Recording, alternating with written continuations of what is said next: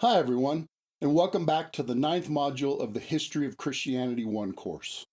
In previous modules, we've looked at the early church and the transition to the official church of the Roman Empire, with all its challenges and successes.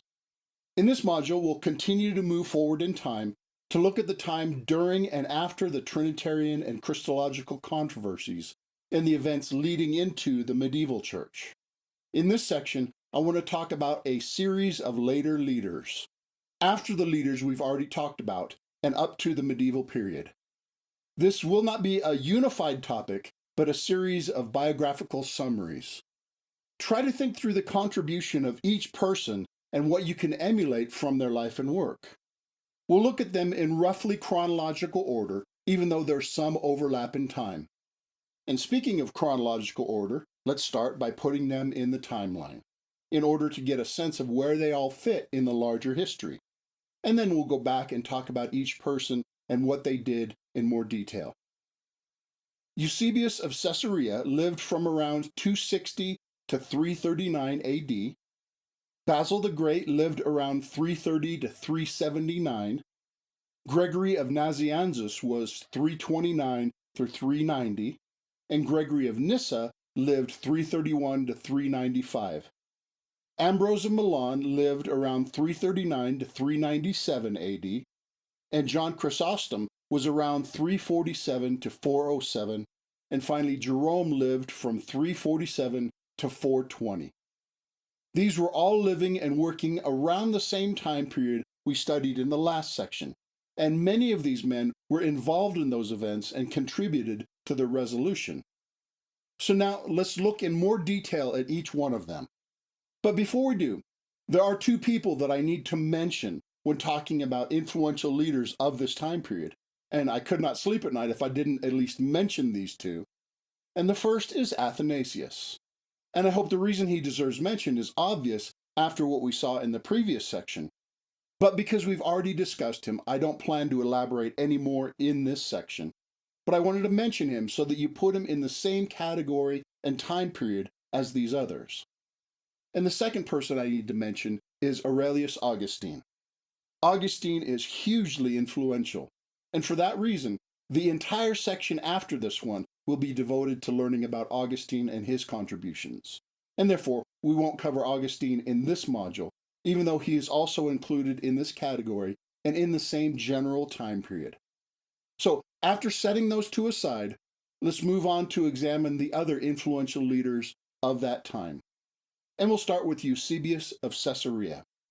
Be careful not to confuse him with Eusebius of Nicomedia, the famous Arian, who was part of the story in the previous section.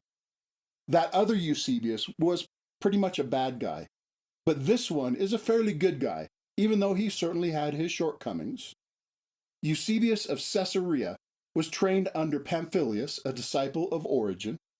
He was then imprisoned and suffered in the persecution under Diocletian. Later he became bishop of Caesarea around the time of the Edict of Milan, which ended the persecution. He was a fan of Origen, whose orthodoxy and helpfulness has always been a little questioned. Eusebius's contribution was mainly through his writings, many of which are still read today. His most influential is his Ecclesiastical History, which he wrote in 10 volumes. This was a comprehensive history of the church up to his time. Eusebius is called the father of church history. Nothing like the Ecclesiastical History existed before him. Because of the persecutions, no one had bothered to write the history of the Christians, and many of the church's documents were destroyed, so very few historical records remained. So Eusebius had a huge job to research and record this history. In the introduction of that work, he spoke of the impossibility of the task, but he prayed for God's strength to do it. And his history was not written just to tell the story. His purpose was to demonstrate that God is orchestrating history toward a goal and climax. And Eusebius claimed that the goal that God was working toward was realized when Constantine became a Christian emperor. And he saw history as being now in a golden age because of this. The Ecclesiastical History is our only source of many important early documents that have otherwise been lost. And much of what you've learned so far in this course would not have been known without Eusebius collecting and recording it. And he also wrote many other works, including a biography of Constantine and a history of the martyrs in Palestine. He also wrote a work called The Preparation for the Gospel. That is a 15-volume apologetic against paganism, showing that Christ is better than paganism and inviting pagans to convert to Christ. And finally, he also wrote a work called The Demonstration of the Gospel, showing how Christ fulfilled Old Testament prophecy. Now, in the Arian controversy, Eusebius thought peace and unity was more important than precision in doctrine. This controversy doesn't show him to be a very good theologian. At Nicaea, he tried to mediate between the two parties, and he was one of the first to ask that Arius be reinstated after the Council of Nicaea. And he opposed Athanasius and participated in the Arian Council to depose him when the Arians were in power. Now, Eusebius was not an Arian, but was against those who fought against Arianism because he wanted to keep the peace. Now, in hindsight, that was very inconsistent, because the Arians were not keeping peace when they persecuted Athanasius. This is another example of the political ploy of playing the victim and advocating for tolerance when the other side is winning, but then acting like an intolerant tyrant when your side is winning, and expecting people to ignore the inconsistency and hypocrisy. But apparently, Eusebius fell for it and went along with it. He tried to play both sides, and therefore failed on both sides of that controversy. Next are three men who are collectively known as the Cappadocian Fathers, because they were all from the province of Cappadocia and worked around the same time. They were all friends, and two of them were actually brothers. They are Basil the Great, his brother Gregory of Nyssa, and Gregory of Nazianzus. All three were active in opposing Arians and contributed to the Chalcedonian settlement. They were influential in explaining and convincing others to accept the usage of the language of ousia and hypostasis as common ground to clarify and settle that dispute. Basil is often called Basil of Caesarea because he became bishop in Caesarea in Cappadocia, and he's also called Basil the Great because he was so influential. Basil was the son of wealthy and influential Christian parents, and he was well educated. When he was converted and baptized, he gave away his wealth and started a monastery. He wrote about the benefits of monastic living and was very influential in promoting the monastic lifestyle in the East. He was made a presbyter and then a bishop at Caesarea, and there he started charity houses for the poor, hospitals, and Christian hospices for travelers. He was just continuing the Christian ideal of charity that was going on long before him. But his example and teaching also promoted the ideal of charity work, which he influenced others after him. Basil also taught and preached against Arianism and was helpful in defeating it. Many of Basil's writings are still published and read today, including theological works like On the Holy Spirit and sermons and Bible commentary, and he trained others, including the other two Cappadocian Fathers. Next, Gregory of Nazianzus met Basil while they were both studying in Athens, and they became lifelong friends. He was trained by Basil and others. Gregory was a scholarly type who wanted just to study and write. He's still known in some circles as the theologian. He was caught up into public ministry positions that he didn't want. He was appointed bishop of Nazianzus and then a bishop in Constantinople in order to help the Nicene cause against Arianism. But he's best known for his preaching, called Theological Orations, where he argued for the Orthodox understanding of the Trinity and argued against the Arians. And Gregory of Nyssa was also taught by his older brother Basil. He trained in philosophy, rhetoric, and medicine. And he's known for transforming Greek philosophy to conform with Christian presuppositions. Now, all three of the Cappadocians were influenced by Origen of Alexandria. All three knew and used classical philosophy and learning, but all three of these especially Gregory of Nyssa, they did not change Christianity to fit philosophy like Clement and Origen had done. They went in the opposite direction. They modified philosophy to conform it to Christianity. And they used philosophy only as secondary in service to biblical revelation. Now, that's an oversimplified explanation, but it gives a sense of how the Cappadocians differed from Origen and Clement, almost the exact opposite approach. Gregory attended Council of Constantinople and was influential on the doctrine of the Trinity. And he also developed a ransom theory of the atonement, which we'll come back to in a later section. And he emphasized continued growth in virtue as a normal, absolutely essential part of the Christian life.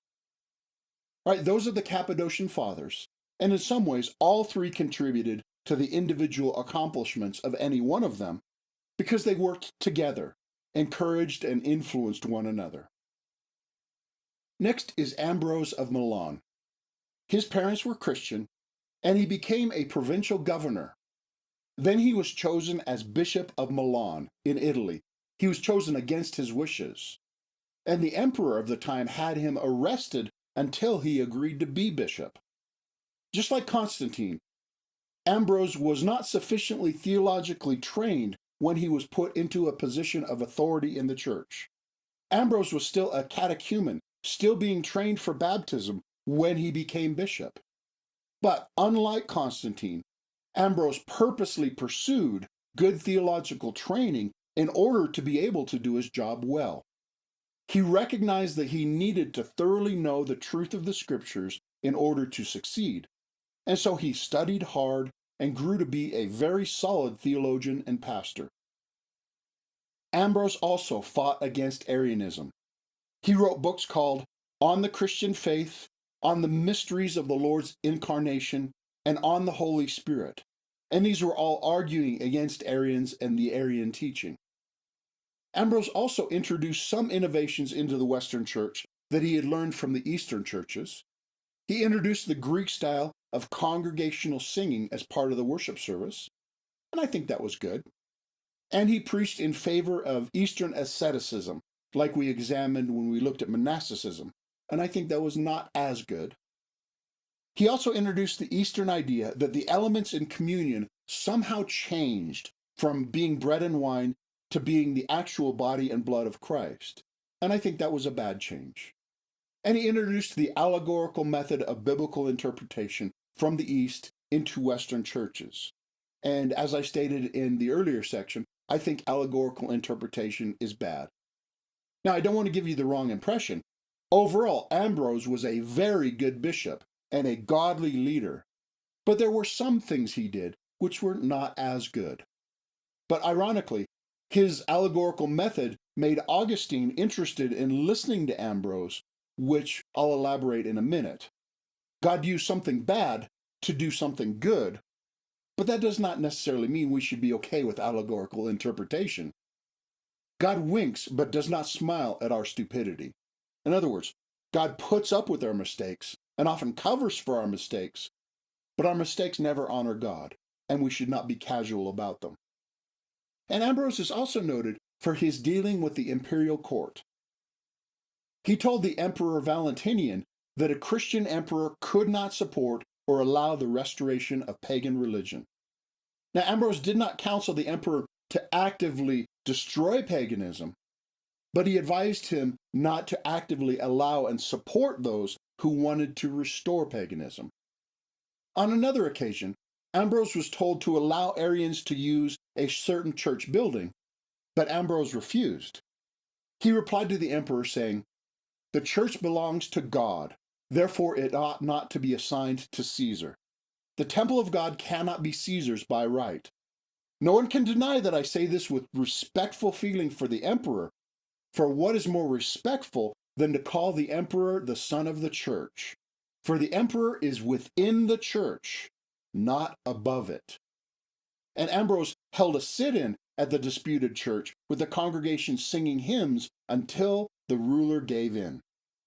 And then later, Emperor Theodosius ordered a brutal massacre of some of his subjects, and therefore Ambrose told him to do penance or be excommunicated, and the emperor gave in and publicly appeared as a penitent. In an earlier section, I mentioned that for centuries the church and the state were closely connected in a variety of ways, and a few of those ways are demonstrated in Ambrose's life. When Ambrose, for apparently selfish reasons, refused to be bishop, the state used its authority to correct him. But when the state overstepped its authority or used its authority contrary to God's will, Ambrose used his spiritual authority to correct the state. Now, Ambrose never thought or taught that the church had temporal authority over the state. However, later leaders would use Ambrose's example of correcting emperors to teach that very thing. And finally, as we'll see in the next section, Ambrose was instrumental in the conversion of Augustine. Augustine was drawn to his rhetorical style and his allegory, but he was convinced by the truth about Christ, which Ambrose was preaching. Then the next person I want to mention is John Chrysostom. Chrysostom is actually not his name, but a nickname. It means golden mouth, and he got that nickname because he was such a good preacher. He was trained in rhetoric, and he entered the monastic life and lived in a cave for a few years. But the asceticism was too harsh for his weak physique, and he returned to Antioch and became a deacon and then a priest. He preached in Antioch and gained fame for his preaching.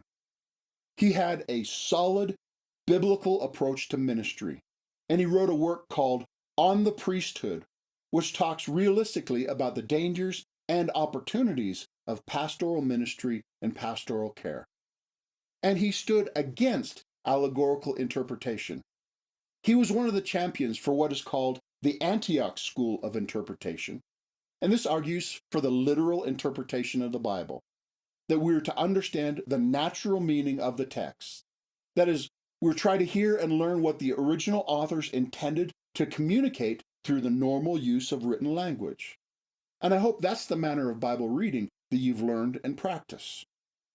Chrysostom wrote, in criticizing the allegorical method, "Poor human reason, when it trusts in itself, substitutes the strangest absurdities for the highest divine concepts." Now, as I mentioned, he was known for the quality of his preaching.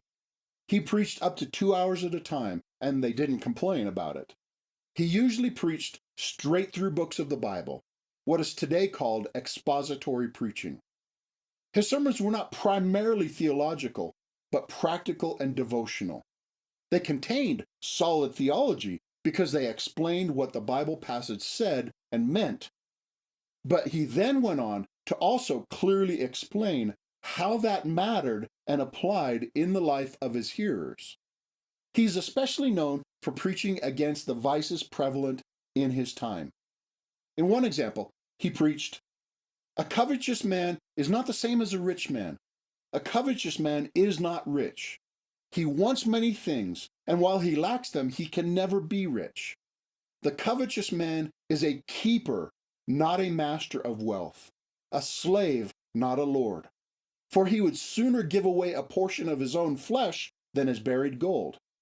Since he has not the ability to give his riches to others or to distribute them to the needy, how can he possibly call them his own? In what way does he possess them when he has neither the free use nor the enjoyment of them? Do you want to be rich? Have God as your friend, and you will be richer than all men." Now, however, his preaching wasn't moralistic. Rather, he insisted salvation is by faith in Christ alone. And because Chrysostom was such a good preacher, and because he became well known for his preaching, he was actually kidnapped by the imperial authorities. He was taken to Constantinople, the capital, and consecrated as archbishop of that city. They wanted the best preacher at the capital. They wanted a celebrity preacher to serve the most important city, and they recruited him by force. But they did not get exactly what they wanted. Because his exemplary life and preaching in the vain capital stirred up trouble, he continued to preach against vices, including the abuses of wealth and power done by the leaders in Constantinople. He lived a simple, austere life, reminiscent of his earlier monasticism, and he used his famous preacher's salary to feed the poor and to build hospitals. And so, because of his boldness and occasional lack of tact, and because of political maneuvering, a rival from Alexandria, with the emperor's permission, accused him of heresy, and Chrysostom was sent into exile. He was briefly allowed to return to Constantinople, and then was sent into exile a second time, and the rigors of his travel to exile wore him out, and he soon died. This is another example of the ways that the church interacted with the state, and this example was not very positive at all. The state abused its power over the church, which benefited neither the church nor the state. Now, finally, I want to mention that over 600 of his written sermons survive, mostly collected in the form of commentaries, and they're still worth reading. Then the last Christian leader we'll study is Jerome. His real name is Sophronius Eusebius Hieronymus, but I'll stick with calling him Jerome if you don't mind. As a young man, he studied classics in Rome. Then he renounced a promised secular career to become a monastic and a scholar. He described his conversion coming as a result of a dream. He told it this way: "Many years ago, I had, for the sake of the kingdom of heaven, cut myself off from home, parents, sister, relations, and hardest of all, from the dainty food to which I had become accustomed. I was on my way to Jerusalem to wage my warfare, but I still could not bring myself to part with the library which I had collected with such care and toil at Rome. And so, miserable man that I was, I would fast only that I might afterward read Cicero. And when at times I returned to my right mind and began to read the prophets, their style seemed rude and repulsive. I failed to see the light with my blinded eyes. But I attributed the fault not to them but to the sun. Suddenly I was caught up in the Spirit and dragged before the judgment seat of the judge. Asked who and what I was, I replied, 'I am a Christian.' 'You lie,' said he who presided. 'You are a follower of Cicero, not of Christ. For where your treasure is, there will your heart be also.' Instantly I became dumb, and I was tortured even more severely by the fire of conscience. I made an oath and called upon his name, saying, 'Lord, if I ever again possess worldly books or read them, I have denied you.' From then on, I read the books of God with a zeal greater than I had previously given to the books of men." He then went on to the desert and lived in a cave. He returned to civilization after about 2.5 years. At heart, he was a scholar. He fit best with a life of scholarship. He became fluent in Greek and Hebrew, the languages in which the Bible was originally written. He studied exegesis. He wrote, "Make knowledge of the scriptures your love. Live with them, meditate on them, make them the sole object of your knowledge and inquiries." In Rome, because of his learning, he became secretary and librarian for the Bishop of Rome. But he was hated in Rome for his brutal, rude frankness. He had a low opinion of the church leadership in Rome, and he was not afraid to tell them. He once said, referring to the Roman church leaders, "It is bad enough to teach what you do not know, but even worse that you're not even aware that you do not know." And he mockingly described the Roman priests by putting these words in their mouth: "I have not faith and mercy, but such as I have, silver and gold, well, that I don't give to you either." So, when the Bishop of Rome died, he became unemployed. Then he moved with 2 of his lady friends to the Holy Land, and with them he founded a monastery and a convent at Bethlehem, the town where Jesus was born, and he lived there until he died. But the thing for which Jerome is most known is his translation of the Bible into Latin. That translation is known as the Vulgate. The word Vulgate basically means common language. The Vulgate has some flaws, but it was much better than previous Latin translations. And that translation took him 23 years to complete. and he translated it directly from the original languages. He did not rely on the Greek Septuagint for the Old Testament, but translated directly from the Hebrew. He left the apocryphal books, which were not accepted by the Jews, out of his translation, and he spoke against them. He included them in a separate section as church books, clearly showing that he did not consider them inspired Holy Scripture. And the Latin Vulgate became the official Bible version of the Roman Catholic Church for over 1,000 years. Throughout his life, Jerome was continually involved in controversy and argument. As we already saw, he was opinionated and spoke his mind, and he sometimes broke friendships because of his argumentative nature.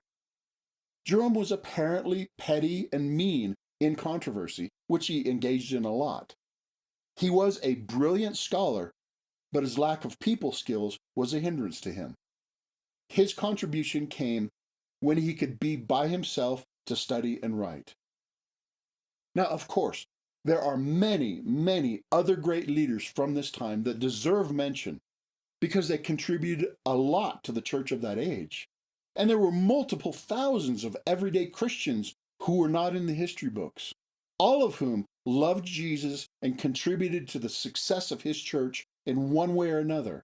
And all their stories deserve to be told, but I don't want your brains to explode. So that's all the later leaders that we'll cover in this section.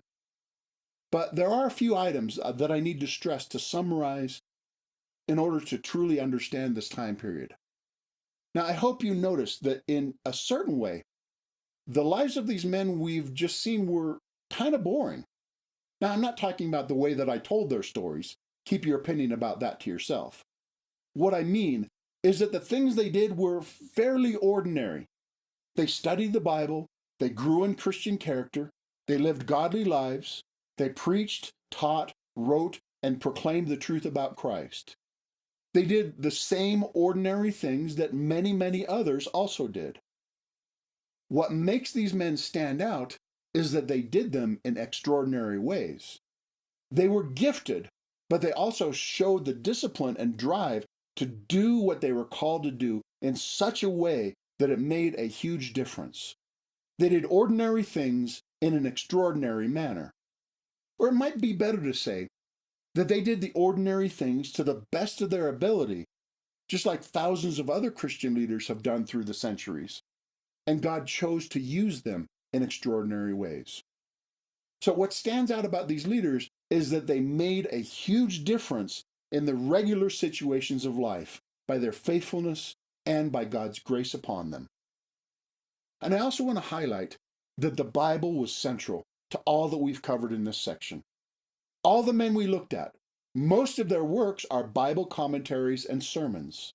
The Bible was central in their thought and in the practice of the churches of that time. Bible reading was central in the church liturgy, and the Bible was central in all the theological discussions and defenses of that time. The Bible was held not only as the primary authority, but for the most part, it was the functional authority and the focus of attention in the lives of the men that we've just looked at. Now, let's review.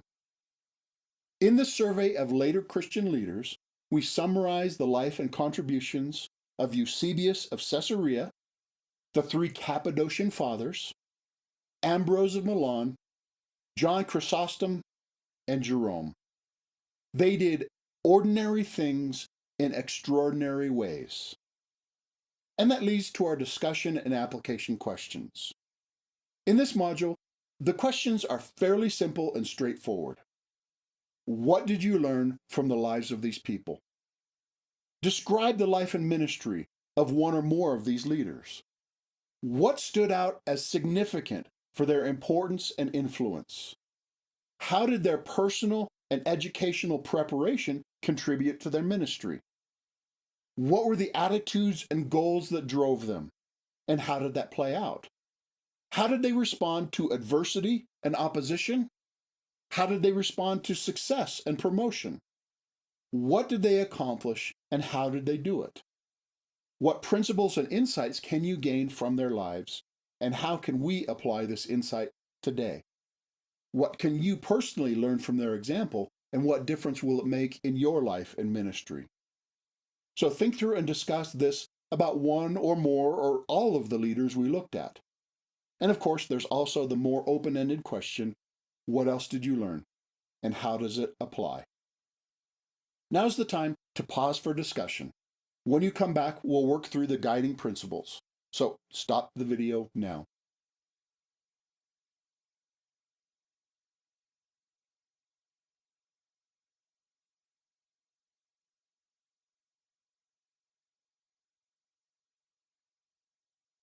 Now we'll look at some guiding principles that I suggest you consider learning from these men. First, be serious about studying theology in the Bible. It helped Ambrose and John Chrysostom and the Cappadocian Fathers and Jerome. Their deep knowledge contributed to the fruitfulness of their ministries, and a lack of theology and biblical knowledge harmed Eusebius and Constantine. Second, we should stand firm for God. I suggest you follow the example of Ambrose and John Chrysostom. They stood for the truth. They stood by their principles, even against powerful people. And along with that, be prepared for the consequences of leadership and for the consequences of tough decisions to stand firm. Leadership draws fire, so leaders should be prepared to do what is right, even when it does cost.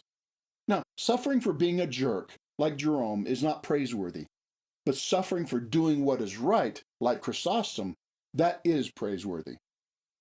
Next, personal holiness works wonders. So pursue holiness of lifestyle. Ambrose and Chrysostom had the moral credibility to be able to stare down emperors because of their proven integrity. If everyone around you testifies to your integrity, your leadership will be much more effective. And again, I'll suggest that you beware of allegorical interpretation and teaching of the Bible. Rather, preach the biblical author's intended meaning, not a meaning that you make up from thin air. We should preach the Bible, not our opinions, even if we think our opinions came from the Spirit while we were reading the Bible. Next is the principle that Bible translation is evangelism. Jerome was hugely influential by going off into a cave and studying, because the result of his study made the Bible accessible to more people. Now, there are many groups around the world today translating the Bible into languages where they don't yet have it. However, work hard to make sure the translation is quality. Like I said, the Vulgate was mostly good, but it did contain a few problems in translation, and some of the future problems of the medieval church were caused by Jerome's suboptimal translation, or even mistranslation of some words and passages, as we'll see in a future section. And don't marry the spirit of the age. In historical hindsight, Eusebius looks kind of silly by putting all his hope in Constantine, and he looks silly by siding with the Arians. Now, that's not to say that we would have done any better. Rather, it's to say that we should at least be aware of the danger and try to do better. Try to ask about and discern the long-term consequences of any decision by learning from history. And try to always be in the right by having the Bible as your primary functional authority and following what God says through the Bible. And keep the trends and prevailing views of any time and place as much secondary in your thinking and decision-making as possible. Like the old saying goes, the one who marries the spirit of this age very quickly becomes a widow. And I also recommend that you strive to be extraordinary in all that you do, even in the seeming ordinary and mundane things of life. Whatever your hand finds to do, whatever your lot in life, do it with all your heart and do it for the Lord. And you never know what God will do through you. And finally, I suggest we all imitate the example of these heroes of the faith in keeping the Bible central in our lives and ministries. We should actively study and proclaim the Scripture as the main focus of our ministry and keep it as our own primary functional authority. All right, that concludes this section. I hope this somewhat disconnected biographical survey of a few different leaders has given you a lot to think about and a lot to imitate. And I pray that God gives you insight through this study so that you can learn from them and be a person who makes a difference in your world. In the next section, we'll continue along a similar path. It will be devoted to a more in-depth study of the life and contribution of just one very influential person of that same general time period, whose influence lasted for centuries after his death. And I'm looking forward to it. Thanks for watching.